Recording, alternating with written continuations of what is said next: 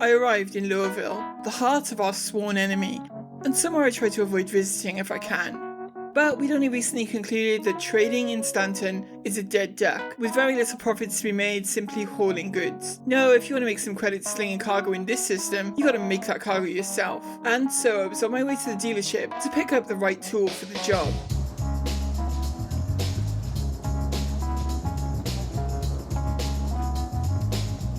Xenothreat was coming to a close, and the UEE was keen to remind us all how safe we'd made the system again, but I wasn't here to watch television.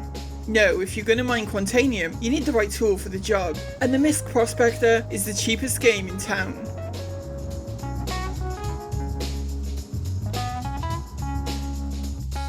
For 2 million credits and change, you get yourself a cozy little mining ship with a modest living space complete with bathroom and bed. Nothing fancy, but enough to keep you comfortable on trips out into the Halo. And a cockpit with some truly great visibility.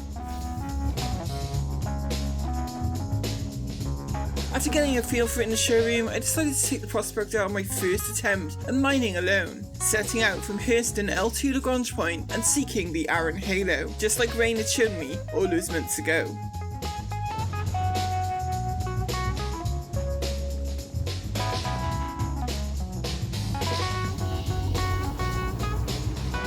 I remembered roughly how to get there, tracing the ship position through the ring using the skyline map and stopping inside the ring. I'd learned much more about the Aran Halo during my early days of mining, and you will too, but for now, this is how I knew how to get there.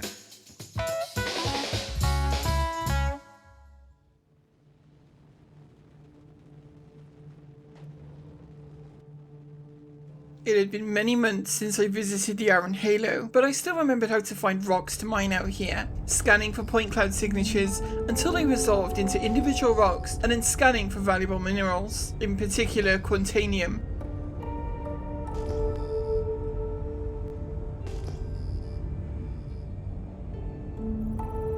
I was looking for Quantanium content of 25% or greater. I wasn't looking to absolutely max out my storage on Quantanium, just finding enough to make this trip worthwhile.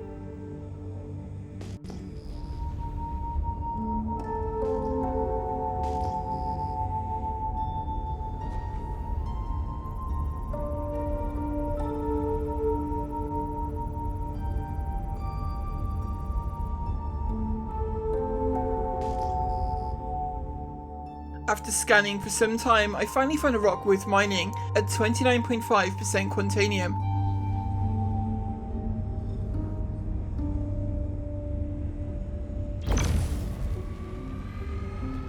You have to heat up the rock until the green part of the charge level indicator on the right side of the center HUD begins to fill, then hold it in the green until the rock cracks. Going into the red is very dangerous and can cause the rock to explode, resulting in damage or death. Rocks have varying degrees of resistance to being heated, and instability causing the charge level to jump around a lot.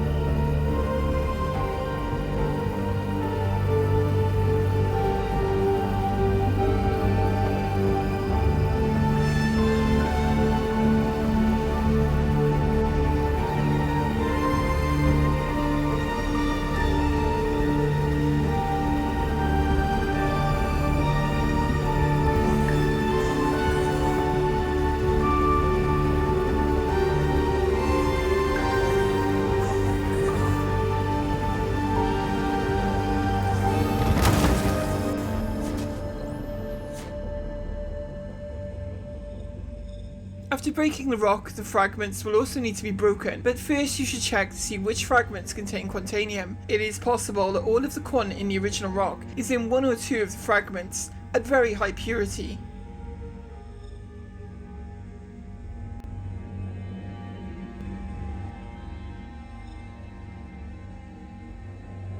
One of these fragments turned out to be 100% Quantanium.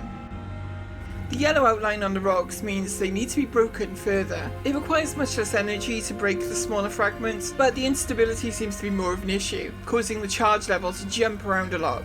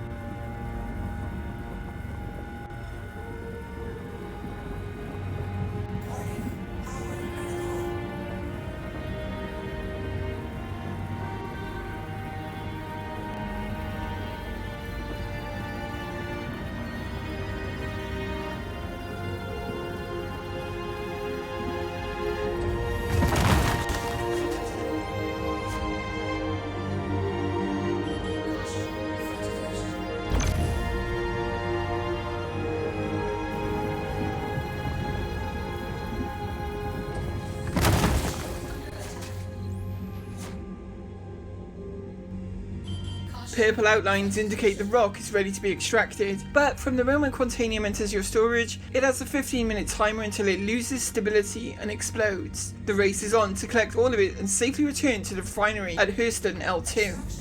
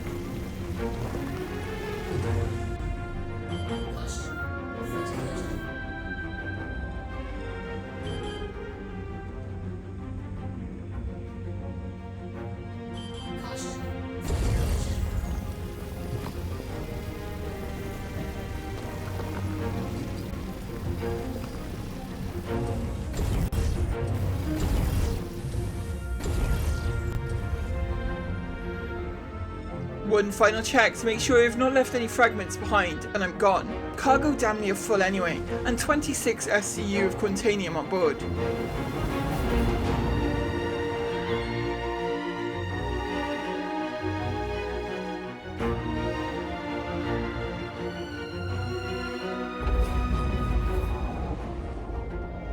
The clock on the Quantanium degradation keeps running until the ship is stored. I have quite a lot of time remaining here, but it definitely pays to be as brisk as you can. Mining mode off. Caution. Deck collision. Caution. Starboard collision. Engines off. Landing complete. Have a pleasant stay.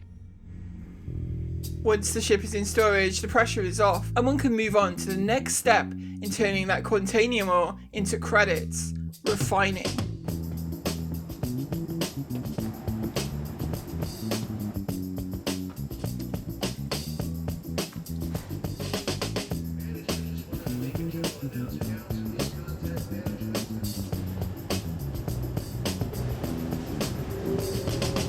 Located at the back of the refinery is the service area, and here you can send raw Quantanium cargo into the refinery to become valuable Quantanium commodity. See anything you like? Hey, good to have you back. Finding everything alright? Setting up a work order at the refinery involves choosing a refining method and which of the materials you've collected to refine. The methods each have a trade-off between yield, cost and time. I like ferron exchange because it gives a high yield and is moderate speed, but it does cost more than the slower methods. So this order will take 13 hours and 23 minutes to complete, and at that point it can be collected and sold for the profits we all crave. Now, in the meantime, sure, you could just sit around the refinement processing office here and stare at the dude that works here, But what is actually a better use of your time is to head back out and mine more ore. On the downstairs floor of this little building is the mining store, where you can get your hands on all things mining, including mining modules, which I'd never explored before, but I had a feeling could really help with breaking rocks more efficiently. Basically, these are attachments for your mining laser that come in 2 modes of operation. There are passive modules that are always active and give both a buff and a nerf to certain properties of your laser, and active modules that have limited uses but are generally more powerful in their effect. They can be attached to your mining laser in the Mobiglass, and you can fit up to 3 at a time. I had no idea which would be best for me, so I called upon Artax, who is a seasoned miner, for guidance. Modules, okay, so you're recommending then, and this is your, like, you're putting your seal of approval, you're staking your reputation on... Oh, wait. This is what I use. Stampede? For like Prospector, you may be better off going with like the filter modules. Okay, so what I'm going to do, I'm going to take off one of my focus modules and put on the Stampede and just use the Stampede when it gets into the green. That's your recommendation, right? That's what you just recommended to me. That's the only time it's any good is when it's in the green. What happens if you use it when it's not in green? What happens then? It doesn't really do anything. It just makes like a... I think it actually reduces the power a tiny bit. But you still have to watch, to make sure it's not going into the red when you're using the Stampede. But the green will go real fast. Okay, what happens if it goes into the red when you're using a Stampede? Same thing, that when you're not using it, it'll explode. Okay, but it'll explode fast? Yeah, it'll explode faster, because the green will go faster still. Another thing I learned from Artax is that the Iron Halo is not just one asteroid belt, but many rings. And as this diagram by Elijah Rockseeker shows, there is a particular ring at 20.318 million kilometers from the star Stanton that is considerably more dense with rocks than the other rings. Artax told me this is a reliable ring to find Quantanium quickly, and he was not wrong. Yeah, it's supposedly it's the most dense part of the belt. Yeah. Okay. When you get to this depth that you've put me onto, it is a lot denser. Like, it is visibly way denser than just being in the ring generally, Yeah, when you scan, you can see all kinds of rocks when you scan. 27%, that will do. Okay, so put some power into it. So how do I know which module this is that I've got to activate? Because I've got, Stampede is kind of written over something else. Do you remember where you put them when you put them in your... No. I suppose I could open the vehicle manager, it might show me. Maybe, I don't know. It might. I mean, I've only got one active module, so I'll just try all 3. Oh, you've only got one? One active module, yeah. Oh, okay. The other 2 are focus modules. Usually the top one reads okay. Okay. And then the 2 bottom ones are the ones that are... Over each other, yeah, that's what's happening over here. each other? Yeah. You can kind of tell which one's in place and which one is over the other one. Okay. You Yeah. look real close. I think it might be 3. Yeah, okay. I'll let you know how this goes now. Okay, because Yeah, once it gets in the green, the Stampede it, right? Yeah. It'll go real fast, yeah. But you still have to control the power. Okay. But my lack of experience was about to trip me up. Okay.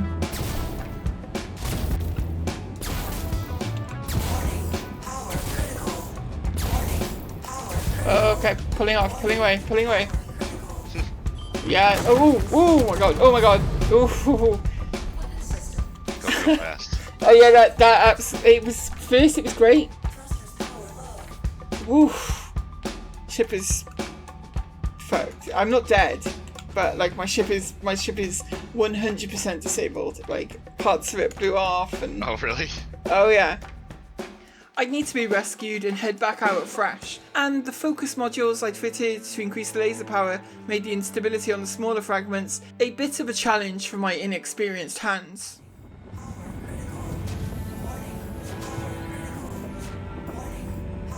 The modules I have seem to make breaking the smaller rocks a lot harder.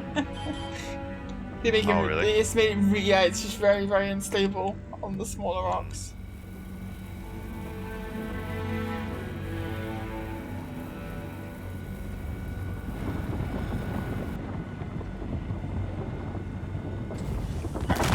Broke that one. That's good. Caution. Front collision.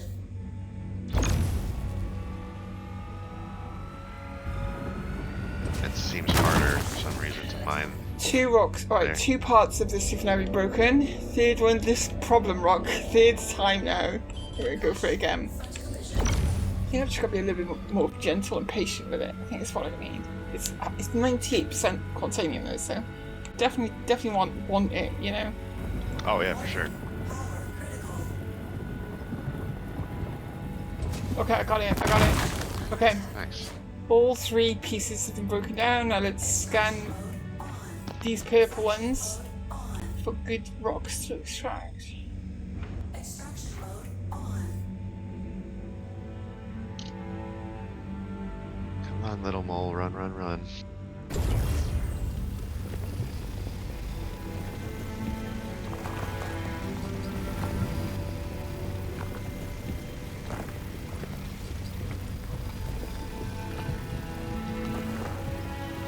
Good to go. Caution. Decollision. Full. Fracturing mode on. I was slowly but surely learning to mine, and later I'd even get to grips with the stampedes and other active modules at last.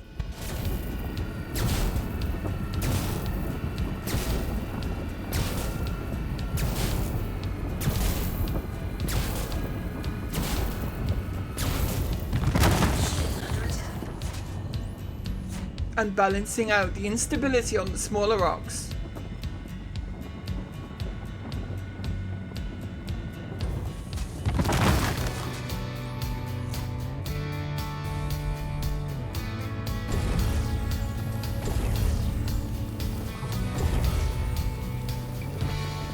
Making regular trips back to the refinery, putting Quantanium work orders on, and moving completed orders to my Caterpillar stored at the station.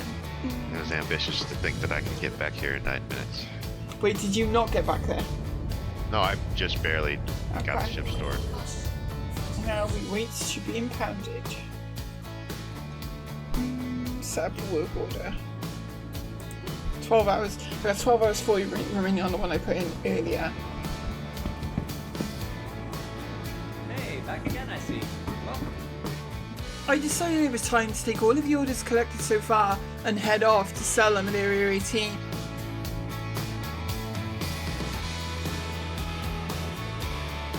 And aboard my Caterpillar, the Skunk Works Atlas, I could lay eyes on the precious cargo. It didn't look like much, but it was very valuable. All it was needed was a trip to Area 18.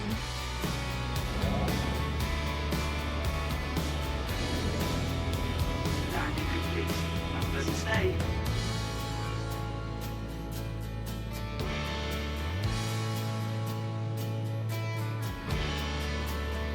All in all, my first steps into mining had netted me 750,000 credits, and I felt like I was getting the hang of things. At Skunk Works, we were establishing a logistics corps, so the next step surely was to head out and do this with a crew. I'd like to thank all of you at home for watching, and send out a very special thank you to all of our amazing patrons, who you can see on screen right now. And in this video, I would especially like to thank Jamie Martin, who recently became a supporter of the channel over on Patreon. Thank you, Jamie, for your very generous support. Patrons like you are what make these videos possible, and I'm extremely grateful for the help that you've provided. If you are thinking of starting Star Citizen yourself, you can use the referral code in the description below to gain an extra 5,000 credits when signing up for a new account. And we'll be back with more from the Logistics Corps of Skunk Works very soon.